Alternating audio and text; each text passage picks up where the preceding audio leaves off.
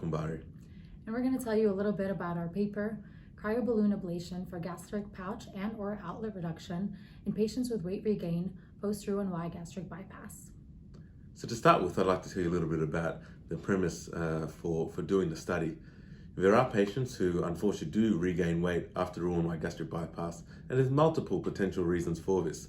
Some are related to their change in anatomy, and others are related to a attrition in their ability to comply with diet and lifestyle, as well as some other metabolic and neurohormonal changes that likely occur over time after a gastric bypass.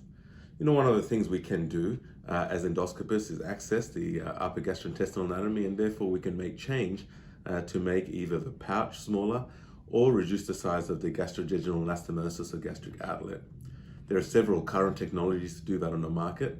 We frequently use argon plasma coagulation to cause thermal injury and scarring to reduce the size of the gastric outlet.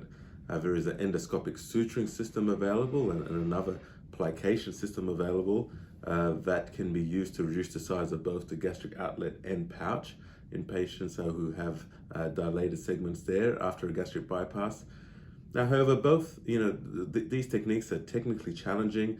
There's some heterogeneity in how we do this, and so I think there is an opportunity for an optimal, homogeneous, and well-tolerated method to help these patients who have weight regain after gastric bypass.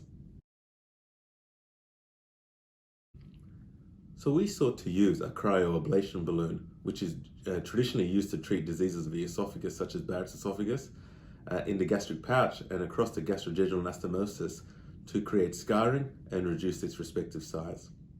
In our retrospective study, 22 patients underwent cryoballoon ablation of gastric pouch, outlet, or both. They were followed 4 to 8 weeks later with an EGD. And what we found was the outlet was reduced significantly from 24.1 to 17 millimeters, with a significant association with total body weight loss. And the pouch size was reduced significantly from 5 to 3.9 centimeters without a significant association with total body weight loss. The percent total body weight loss over that time was 8.1%. Adverse event rate was 13.6%, with 3 patients developing severe adverse events. 2 of those patients developed gastrointestinal bleeding from ulcerations requiring transfusion, but were otherwise managed conservatively. 1 patient developed symptomatic stenosis, attesting to the fact that cryoballoon ablation can cause significant reduction in the diameter of the outlet. This patient was treated with stenting.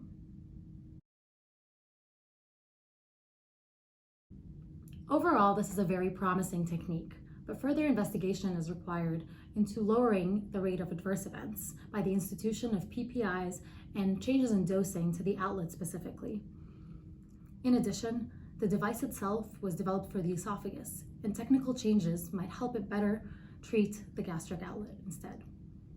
Lastly, the use of adjunctive therapies may be very helpful for this procedure in terms of achieving weight loss, and further investigation is required to investigate the longer-term weight loss outcomes of the procedure.